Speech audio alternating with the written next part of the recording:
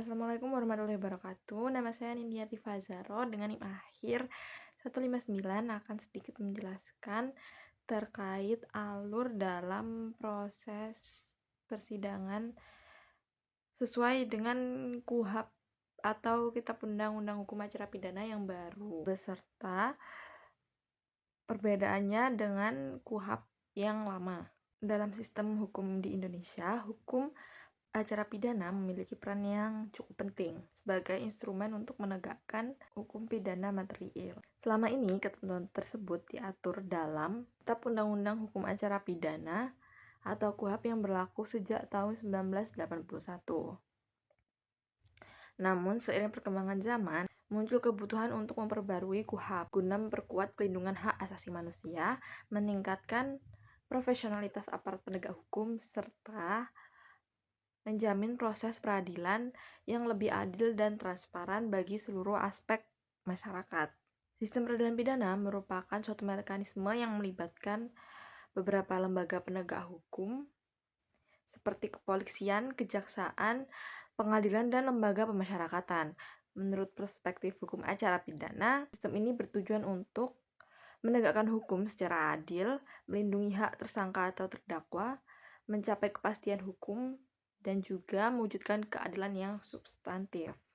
KUHP baru dirancang dengan pendekatan yang lebih modern, antara lain dengan memperkuat prinsip due process of law, akuntabilitas, serta pengawasan terhadap tindakan aparat penegak hukum. Yang pertama akan saya bahas ialah alur dalam sistem peradilan pidana di Indonesia menurut KUHP baru, di mana tahapan awalnya dimulai dari penyelidikan, lalu dilanjutkan dengan penyidikan, selanjutnya ada penetapan tersangka, lalu upaya paksa, penuntutan, pemeriksaan di pengadilan, putusan hakim, dan upaya hukum, dan yang terakhir ada pelaksanaan putusan. Apa aja sih penjelasan terkait hal-hal yang sudah disebutkan tadi? Yuk kita bahas. Jadi, penyelidikan merupakan tahap awal untuk mencari dan menemukan peristiwa yang diduga sebagai tindak pidana. Lalu, penyidikan. Penyidikan bertujuan untuk mengumpulkan alat bukti guna membuat terang suatu tindak pidana serta menemukan tersangkanya. Ketiga, ada penetapan tersangka. Dalam KUHP baru, penetapan tersangka harus didasarkan pada minimal 2 alat bukti yang sah serta dilakukan secara lebih transparan dan akuntabel. Yang keempat, ada upaya paksa. Upaya paksa ini meliputi penangkapan, penahanan, penggeledahan, dan penyitaan yang dalam KUHP baru diperketat dengan mekanisme pengawasan yang lebih kuat untuk mencegah penyalahgunaan wewenang. Yang kelima, ada penuntutan. Penuntutan dilakukan oleh Kejaksaan Republik Indonesia sebagai dominus litis, yaitu pihak yang berwenang menentukan apakah suatu perkara layak diajukan ke pengadilan atau tidak. Yang keenam, ada pemeriksaan di pengadilan. Setelah melalui tahapan-tahapan sebelumnya dan sudah melalui tahap penuntutan, di tahap pemeriksaan ini, pengadilan memeriksa dan mengadili perkara pidana berdasarkan prinsip peradilan yang bebas, jujur, dan tidak memihak siapapun, sebagaimana dilaksanakan oleh Mahkamah Agung Republik Indonesia. Yang ketujuh, putusan hakim. Setelah melalui proses pemeriksaan, hakim dapat memberi putusan secara bebas lepas dari segala tuntutan hukum atau pidana. Yang kedelapan, ada upaya hukum. Upaya hukum ini sendiri terdiri atas banding, kasasi, dan peninjauan kembali atau PK. Banding adalah upaya hukum biasa yang diajukan oleh terdakwa atau penuntut umum terhadap putusan pengadilan di tingkat pertama, yaitu pengadilan negeri, ke pengadilan tingkat yang lebih tinggi, yaitu pengadilan tinggi. Dasar hukumnya sendiri diatur dalam Kitab Undang-Undang Hukum Acara Pidana, khususnya pasal 67 sampai dengan pasal 73. Tujuannya untuk menguji kembali putusan tingkat pertama dan juga menilai ulang fakta yang terjadi di lapangan dan penerapan hukum apakah sudah sesuai atau belum. Karakteristiknya yaitu dapat memeriksa ulang fakta dan hukum. Yang kedua, diajukan dalam tenggang waktu tertentu, yaitu 7 hari setelah putusan, dan bersifat devolutif atau memindahkan pemeriksaan ke pengadilan yang lebih tinggi. Contohnya, Jika terdakwa merasa putusan hakim tidak adil, ia dapat mengajukan banding agar diperiksa kembali oleh pengadilan tinggi. Yang selanjutnya adalah upaya hukum kasasi. Adalah upaya hukum biasa yang diajukan ke Mahkamah Agung Republik Indonesia terhadap putusan pengadilan tingkat banding atau putusan tingkat pertama yang tidak mengajukan banding. Dasar hukumnya sendiri ada di KUHP pasal 244 sampai dengan pasal 258. Tujuannya untuk menilai penerapan hukum oleh pengadilan sebelumnya dan menjaga keseragaman penerapan hukum di Indonesia. Karakteristiknya yaitu tidak memeriksa fakta, namun hanya aspek hukum yang diperiksa dalam upaya kasasi tersebut. Dan dalam kasasi ini berfokus kepada apakah hukum diterapkan dengan benar sesuai ketentuan yang berlaku dan apakah prosedurnya sudah sesuai ataukah belum. Dan yang ketiga ada upaya peninjauan kembali atau PK, yang mana merupakan upaya hukum luar biasa yang diajukan terhadap putusan yang telah berkekuatan hukum tetap atau inkrah. Dasar hukumnya ada di KUHP pasal 263 sampai pasal 269. Tujuannya sendiri untuk mengoreksi putusan yang sudah final jika ditemukan kekeliruan yang serius dan memberikan keadilan yang substantif.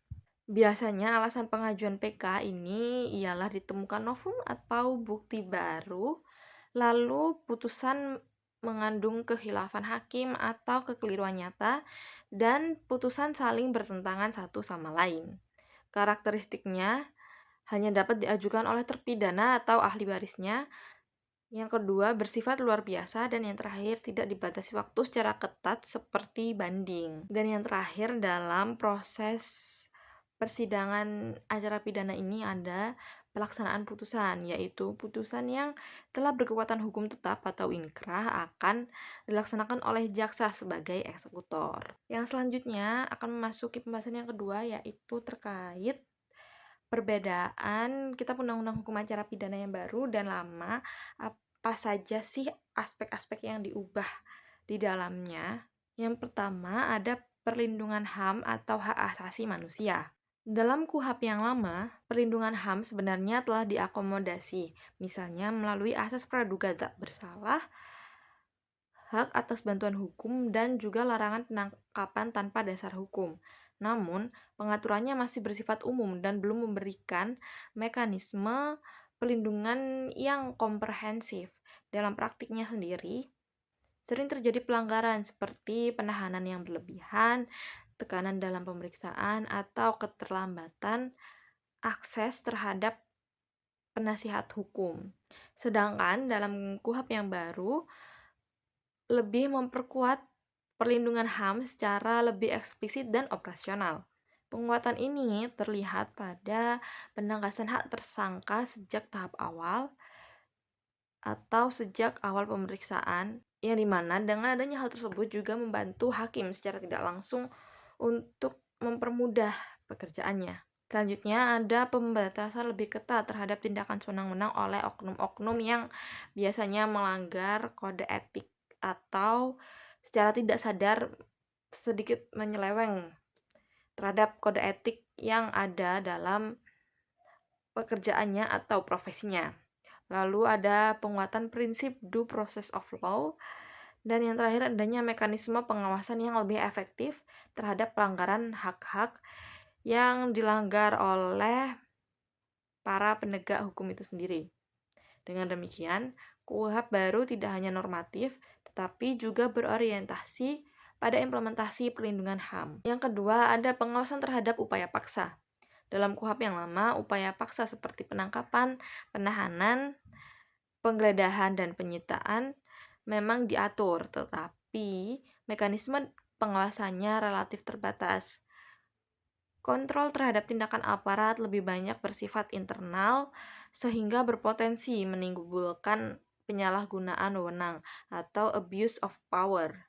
Dalam KUHP yang baru, memperkenalkan sistem pengawasan yang lebih ketat dan berlapis, antara lain yaitu penguatan fungsi hakim dalam mengontrol tindakan upaya paksa. Selanjutnya ada pengetatan syarat objektif dan subjektif penahanan. Lalu ada perluasan mekanisme pra-peradilan atau bentuk kontrol yudisial lainnya, dan juga kewajiban transparansi dalam setiap tindakan aparat. Hal ini bertujuan untuk memastikan setiap upaya paksa yang dilakukan oleh aparat penegak hukum dilakukan secara proporsional, legal, dan akuntabel tanpa menyalahi kode etik profesinya. Yang ketiga, ada peran advokat atau penasihat hukum. Dalam KUHP yang lama, peran advokat diakui, tetapi dalam praktik seringkali baru efektif pada tahap persidangan. Pada tahap penyidikan, akses terhadap penasihat hukum sering terhambat, baik karena faktor prosedural maupun praktik yang terjadi secara langsung di lapangan. Dalam KUHP yang baru, memperkuat posisi advokat atau penasihat hukum sebagai bagian integral dari sistem peradilan pidana dengan karakteristik sebagai berikut, yaitu pendampingan hukum dijamin sejak tahap penyelidikan, lalu hak tersangka untuk didampingi advokat tidak dapat diabaikan, dan yang terakhir, advokat memiliki ruang yang lebih aktif dalam mengawasi proses pemeriksaan. Penguatan ini sejalan dengan prinsip equality before the law dan fair trial. Yang keempat, ada transparansi dan akuntabilitas proses. Dalam KUHP yang lama, proses peradilan pidana cenderung kurang transparan. Terutama pada tahap penyidikan, informasi mengenai status perkara, dasar penahanan, atau perkembangan kasus sering tidak disampaikan secara terbuka kepada pihak-pihak terkait. Dalam KUHP yang baru, lebih menekankan pentingnya transparansi sebagai bagian dari akuntabilitas, antara lain melalui kewajiban pemberitahuan status hukum kepada tersangka, dokumentasi proses pemeriksaan secara lebih sistematis, potensi penggunaan rekaman audio visual dalam pemeriksaan, dan juga akses informasi yang lebih luas bagi pihak-pihak yang terkait. Dengan demikian, proses hukum menjadi lebih terbuka, dapat diawasi, dan dipertanggungjawabkan secara menyeluruh. Yang kelima, ada teknologi dan modernisasi sistem peradilan. Dalam KUHP lama belum mengantisipasi perkembangan teknologi informasi, seluruh proses masih berbasis administrasi manual sehingga berpotensi menimbulkan keterlambatan proses, kurangnya efisiensi, dan minimnya jejak digital untuk pengawasan. Di KUHP yang baru, mulai mengakomodasi modernisasi sistem peradilan pidana, diantaranya penggunaan sistem elektronik dalam administrasi perkara, digitalisasi dokumen dan alat bukti, potensi penerapan e-court atau persidangan elektronik, dan juga integrasi data antar lembaga penegak hukum. Modernisasi ini bertujuan untuk meningkatkan efisiensi, transparansi, dan integritas sistem peradilan.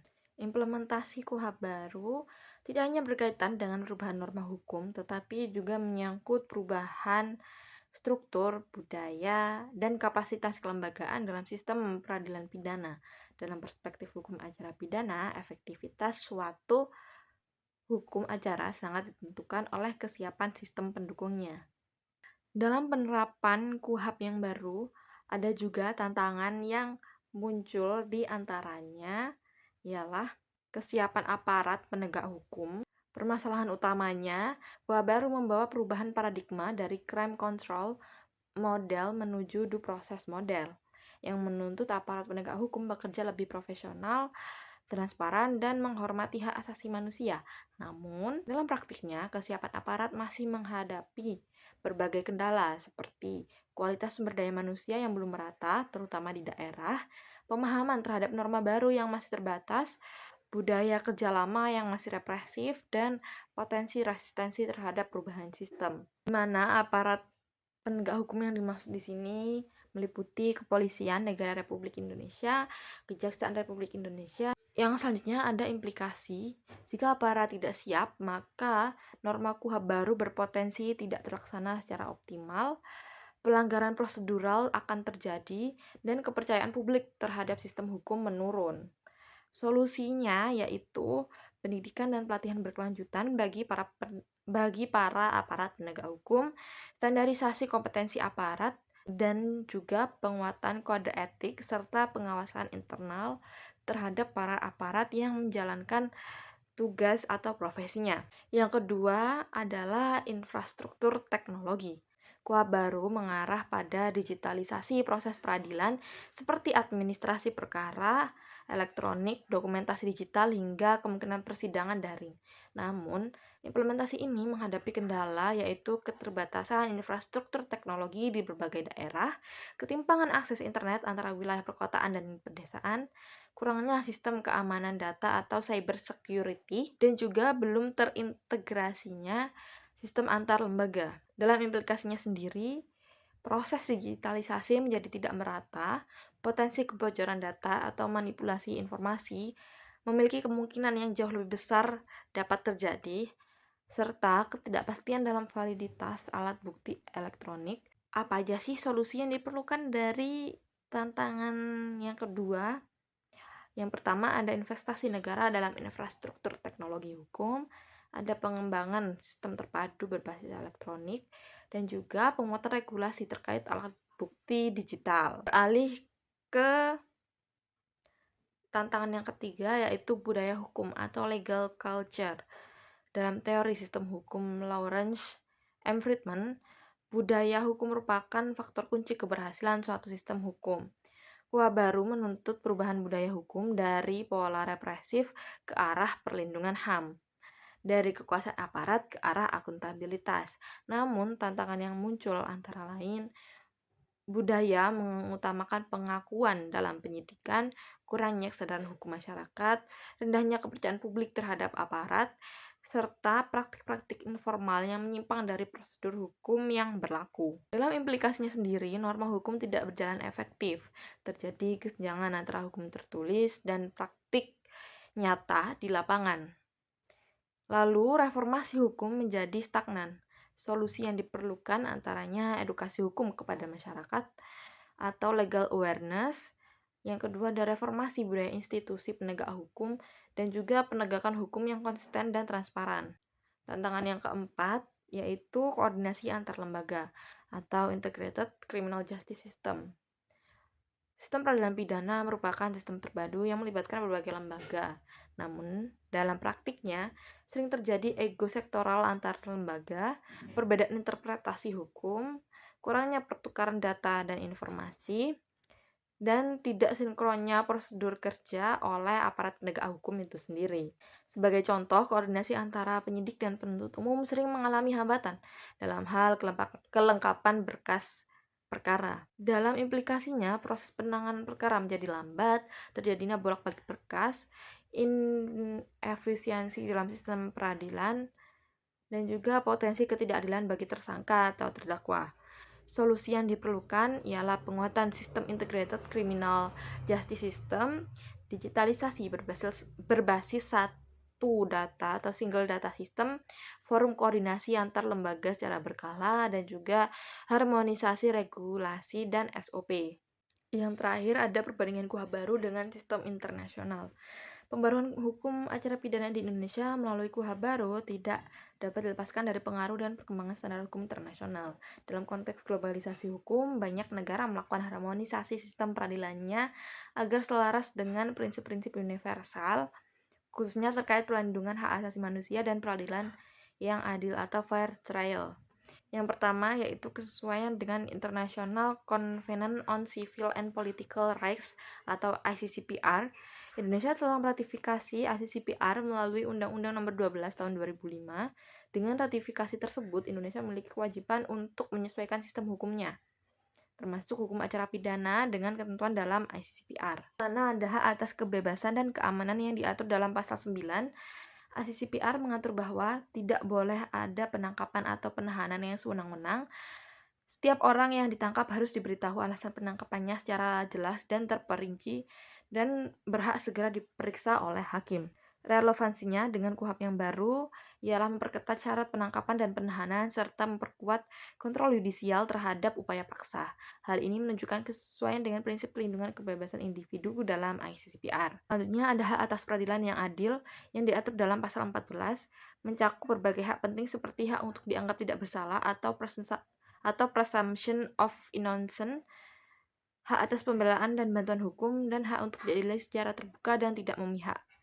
Relevansinya dengan KUHP baru yaitu secara eksplisit menguatkan hak tersangka atau terdakwa untuk didampingi penasihat hukum sejak awal, transparansi proses persidangan, dan independensi hakim. Dengan demikian, KUHP baru menginternalisasi prinsip fair trial sebagaimana diatur dalam ICCPR. Dan yang ketiga adalah larangan penyiksaan dalam pasal 7 ICCPR, melarang segala bentuk penyiksaan atau perlakuan tidak manusiawi, yang mana relevan dengan KUHP baru yang memperkuat perlindungan terhadap tersangka dari praktik kekerasan dalam penyidikan, termasuk melalui pengawasan yang lebih ketat dan potensi penggunaan rekaman dalam pemeriksaan. Dan yang kedua ada prinsip fair trial dalam sistem Anglo-Saxon atau common law seperti di Inggris dan Amerika Serikat, yang mana sangat menekankan pelindungan hak individu dalam proses pidana. Karakteristik utamanya sendiri yaitu sistem yang adversarial, perdebatan antara jaksa dan pembela, hak diam atau right to remain silent, hak atas penasihat hukum sejak awal, dan peran hakim sebagai pihak netral.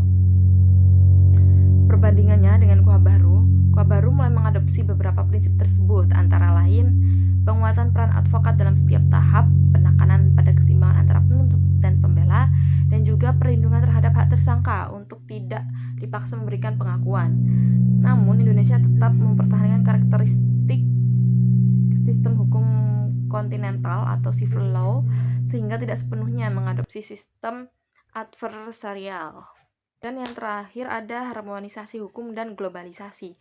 KUHP baru mencerminkan upaya harmonisasi hukum Indonesia dengan standar internasional yang ditandai dengan konvergensi prinsip atau nilai-nilai universal seperti HAM, fair trial, akuntabilitas, dan transparansi, yang mana menjadi bagian integral dalam KUHP baru. Selanjutnya ada adaptasi, bukan adopsi total. Indonesia tidak mengadopsi sistem asing secara mentah, melainkan menyesuaikan dengan konteks sosial dan budaya nasional, juga mengintegrasikan prinsip internasional ke dalam sistem hukum nasional. Selanjutnya ada penguatan posisi Indonesia di dunia internasional. Dengan menyesuaikan diri pada standar internasional, Indonesia meningkatkan kredibilitas sistem hukumnya, memperkuat kepercayaan investor dan masyarakat global, serta menunjukkan komitmen terhadap pelindungan HAM, yang mana hal ini relevan dengan KUHP baru yang sudah dirancang sedemikian rupa. Kurang lebihnya mohon maaf. Sekian penjelasan dari saya. Terima kasih. Wassalamualaikum warahmatullahi wabarakatuh.